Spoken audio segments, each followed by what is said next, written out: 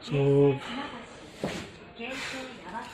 basically bila sampai KC Narita tadi belah sana, just jam sebelah je.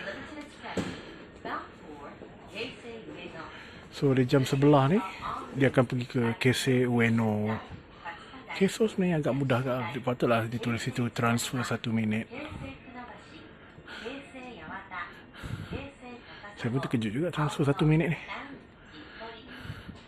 So okey, selesailah satu masalah kita hari ni.